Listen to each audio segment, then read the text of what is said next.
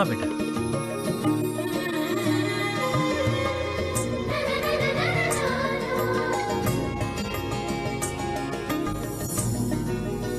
ये लो।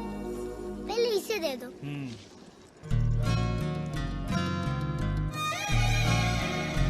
इसे बजाते भी हो या लेकर घूमते रहते हो?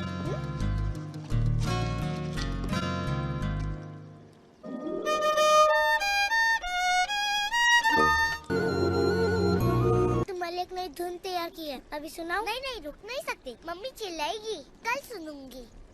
ठीक है, बाय बाय बाय। तोरे आँखी के काजल मोर नींद चुराते रे, दिल मागी लगाते और दिल धड़काते रे, दिल मागी लगाते और दिल धड़काते रे।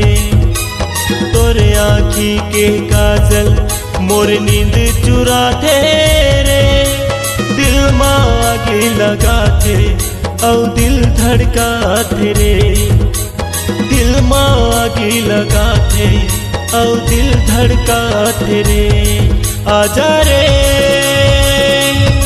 आजा रे आजा रे गोरिया रे।